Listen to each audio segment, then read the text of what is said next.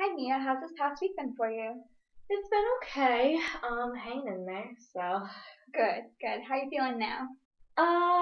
I still have been feeling kind of like down about everything. Like I'm not in the best of spirits still. I'm still feeling upset and just kind of like depressed too. Okay, well why don't you explain to me why that is? Basically, I am at this point in my life where I feel like I'm not supposed to be. Like I feel like I'm falling behind. Um, I feel like I should be more successful than I am right now. Like I'm 30 and I still am not doing what I want to do, which is I want to work in the criminal justice field and instead I'm waitressing.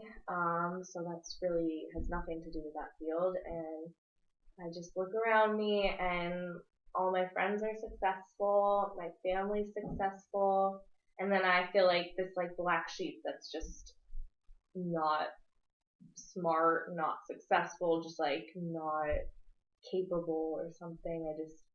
So that just makes me feel like really depressed and like not happy with myself. Okay, so I just want to make sure I got a good understanding of what you're going through right now. So what it sounds like you're saying to me is you're really feeling down on yourself lately because you just feel like you're not at the point where you're supposed to be. Mm-hmm. You've got these high hopes and expectations for yourself that you kind of set a standard for and you're not reaching those expectations. Yeah, I definitely am not where I had pictured myself. Like when I was younger, I always had this idea of how I was going to be successful like my parents because I'm like, obviously I live with them, so they're the people that I like look up to, and I just thought, okay, like I'll be successful, and I set that standard for myself, and then going through life, I don't even know what happened, but I just feel like I never got to that point, and then I just kind of feel like stuck in like what am I supposed to do? Like, how do I get to that point? And I'm trying to like build myself up to get there. So you feel stuck in your current situation. Yeah, yeah. And I hate that I feel that way, and I also hate that I look at like the people around me, and I am like jealous of like their success. Like I don't want to feel that way because it's like then I feel like a bad friend because I'm looking at my friends and being like, why am I not like that? And like mad at them for like being successful, but like I should be supportive or like happy for them. Like I feel like that's what a normal friend would be like, but then it just makes me mad and like upset that I am not there. Right. So on one hand, you're feeling very jealous and envious of the success that you perceive your friends for having. But on the other hand, you feel guilty for feeling that way because they are your friends and you do care about them and you want them to be successful. Yeah, I do like deep down I feel like I do want them to be successful because I care about them, but I can't get past my own feelings of being like this feeling of not being successful as well as capable or like I don't know. I just feel like I don't know where I went wrong. Like so it's hard. It's hard to see everybody doing well and then I just see myself as like okay, I'm just a waitress. Like what am I doing? Like what's good about that? Nothing. I'm just a waitress and I'm no good. Yeah, that's like exactly how I feel. Okay. All right. So earlier I heard you mentioning the fact that, you'll see your friends and you kind of get those thoughts going for you. So I'm trying to walk me through, like when you do see those successful things that your friends are doing and that your parents are doing, what goes through your mind? What are your thoughts that you have? Um, so when I look at my parents, I think like, oh my gosh, they're so successful. They must be looking at me as if like I'm this disappointment or like why is this my child? Like why is our child unsuccessful and we're successful? So I just think that they're disappointed and probably embarrassed too that I'm 30 and waitressing. Like, I just can't imagine them being proud of that. Okay. So you're feeling like you're a disappointment and that they're embarrassed to call you your daughter. Yeah, I don't know why. I don't know what they would even say to their friends. Like, I don't know what they say to their friends. I feel like they probably lie and be like, oh, she's like, a lawyer or something, like some prestigious job. But because they're both, like, my dad's a doctor, and then my mom is also, she's a physical therapist, so basically like a doctor too. So I just feel like they expect me to be some high level position. And prestige is what you want as well. Yeah, like I want to be up there. I also want to be able to buy certain things. Like I see my friends getting all of these like designer items, and I'm like, why can't I have that? I want to be able to have that. So it just makes me really upset that I can't provide that for myself. Okay. So I just want to stop for a second if we can. I think that this is progressing very well, but I wanted to take a second to just explain to you what our sessions will be like from here on out. So the therapy style that I'm practicing is cognitive behavioral therapy, or CBT. So if you don't mind, I'm going to explain what that process is like and what that means and what I think of what's going on in a situation. Okay. So CBT is all related to your cognitive thoughts, what you're thinking, which then influences your behavior. So if you're feeling and you're thinking a certain way, that's going to change how and depend, your behavior is going to depend on how you're thinking. So then you have your behaviors, and the way that you behave is going to influence your then mood. Okay? So when you're in a bad mood and you have this kind of attitude going on, you know what I mean? Mm-hmm. That's going to also influence your thoughts. So it just creates this endless cycle of your thoughts influencing your behavior, influencing your mood. Okay. Okay, does that make sense? Yeah, I can see how those all like connect. Okay. So within the realm of CBT, we have what's called automatic thoughts. Okay? These thoughts are things that come kind of instinctively without even realizing. And a lot of those times, those thoughts can be very detrimental. And I hear you saying a lot of these kinds of thoughts. So I just wanted to, explain to you that in the process, I will help you address those thoughts and help you correct those thoughts to better influence your behavior and your mood. Okay. Okay. Okay. So going back to what we were talking about before, I'm sorry to interrupt it. Okay. I was just curious if you could explain to me what your level, how you define success. I hear you saying you don't feel like you're being successful. You're comparing yourself to your friend's success, but what is your definition of being successful? I think probably, like I said, high level position somewhere. Um, so yeah, I feel like when you're looking at like a rank of something, it's like high up there. Not only position, but also, um, wealth too. And right now I'm making minimum wage, so I just definitely no wealth there.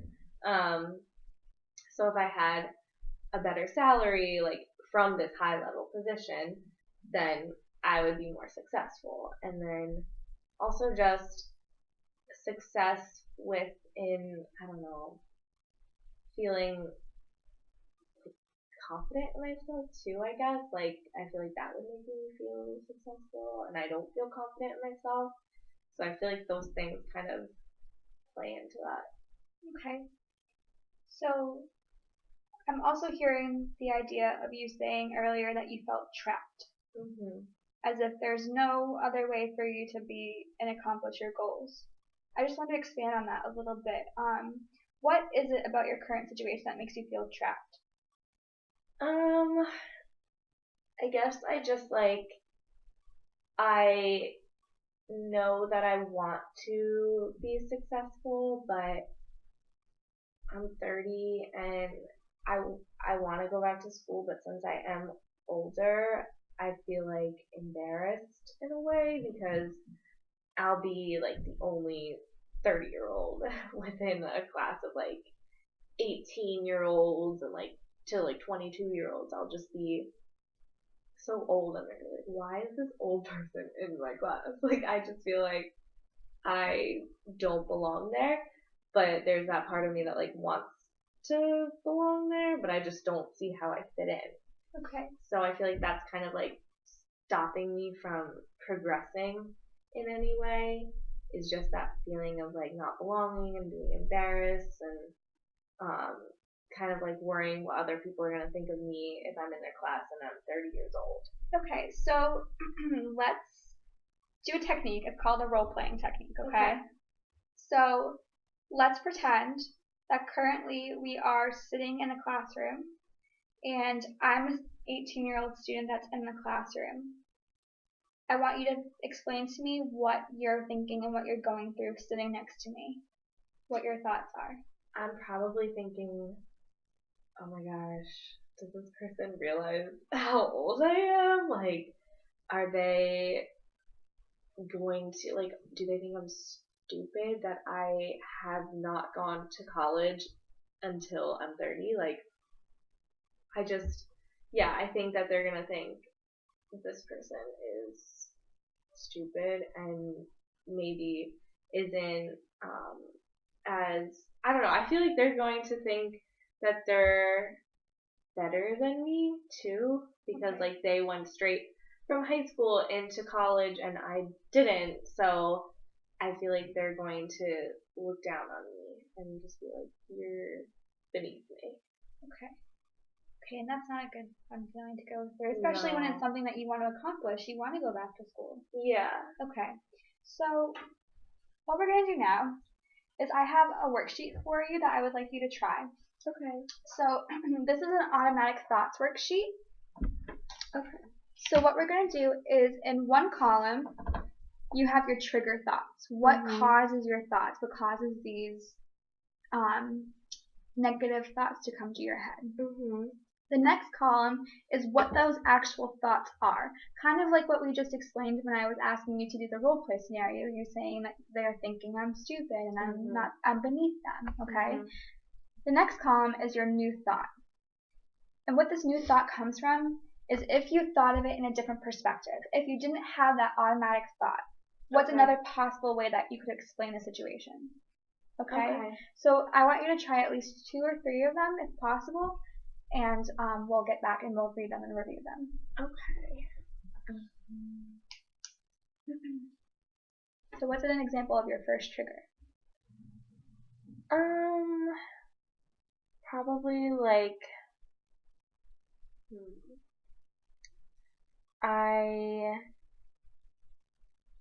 I guess just I'm not in school. Okay. So simply not being in school. Yeah.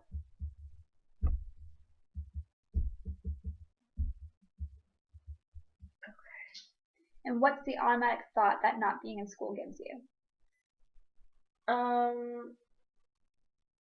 That makes me feel like I'm stupid. I'm not capable of being successful. Okay, so I'm stupid and incapable of being successful.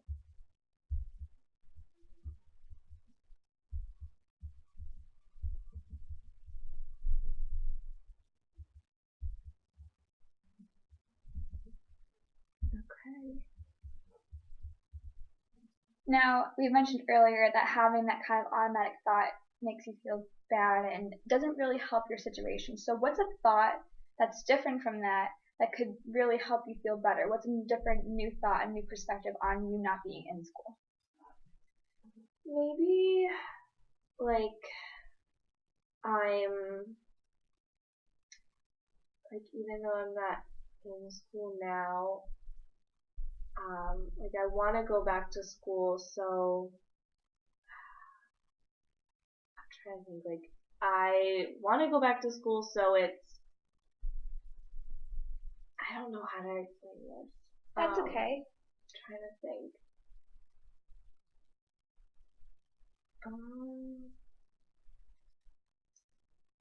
Maybe like I'm capable of going back to school. Like I can go to school.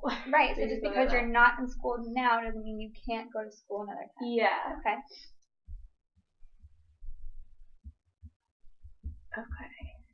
Let's try one more. Okay. What's another trigger that kind of creates that black sheep feeling?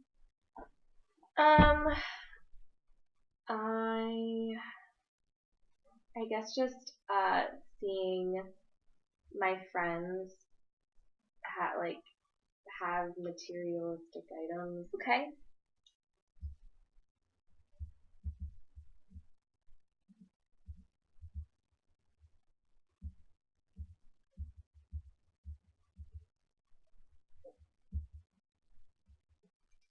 Okay. So when you see your friends have these materialistic items, what kind of thoughts come to your head? Like they're better than me. Okay.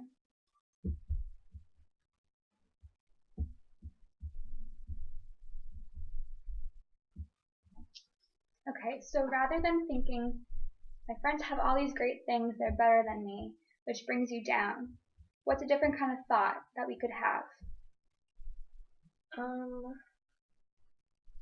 Maybe something like I'm capable of achieving what they have. Okay.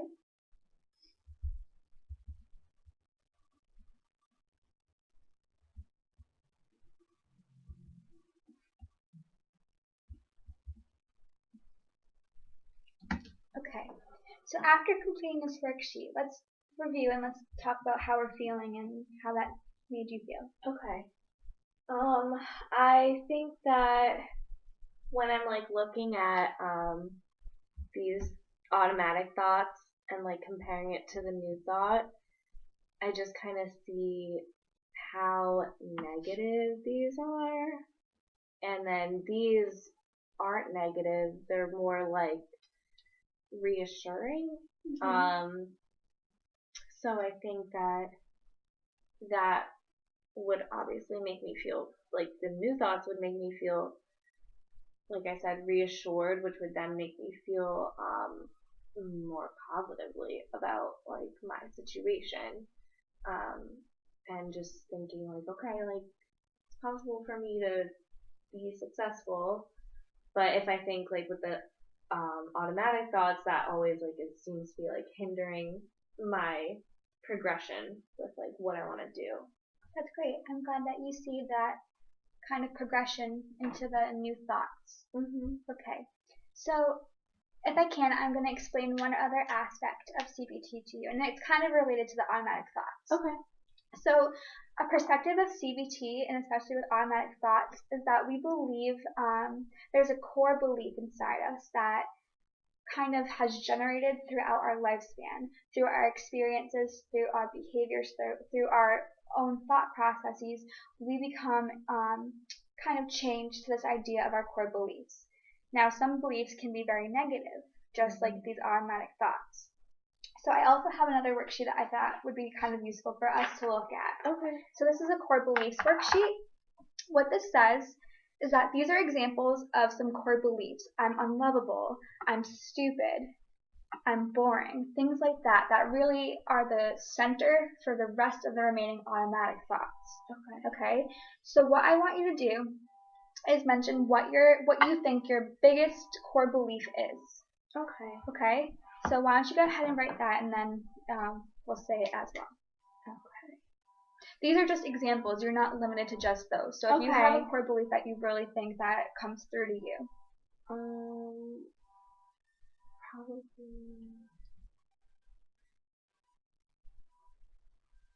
Okay.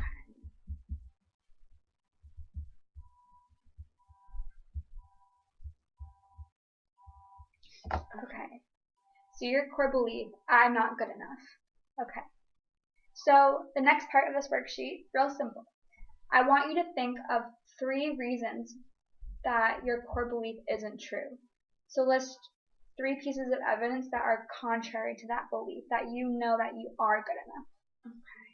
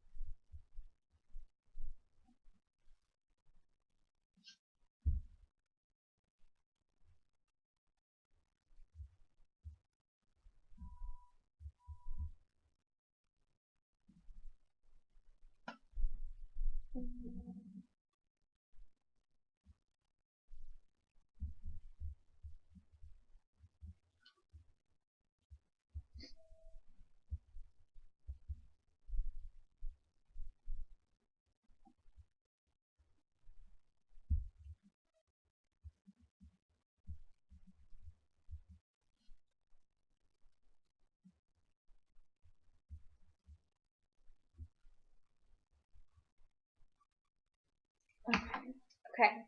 So we have, I did well in high school. Okay, yeah, you did do well in high school, and that shows that you are capable of being good enough and being successful. Mhm. My parents have told me they've supported me. Okay, so that's really important because you felt like your parents didn't support you and they felt like they are like lying about you and what your Mhm. success level is, so they're telling me that they do support you. Okay, and my friends care about me. Okay, very good. I think these are really good pieces of evidence to help you remind yourself of your support system and your level of success. Mhm. Okay, so I think that we're kind of running out of time, so I just wanted to touch base. I think that you definitely have shown me some good reasons for why you recognize these thoughts are not okay, and that I can see that you do definitely have an interest in going back to school. Mhm. So let's talk about a possible goal that we can reach. Short term, obviously long term would be getting into school and attending school, but Yeah. let's focus on the smaller goal right now. So what do you think is something specific that you could do to kind of help you along that way of your process of gaining that success? I think maybe if I looked at like different schools, that Okay. would be a start. Like I haven't really looked into any schools yet, so maybe just researching schools that have the program that I'm interested in, and that would get me like that first step. Okay, and how many schools are you going to look up? Um, maybe like 3. Okay.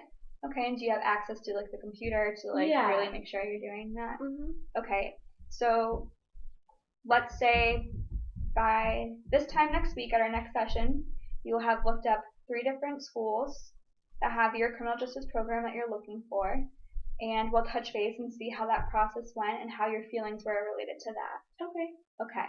All right. Thanks, Thank Mia. you.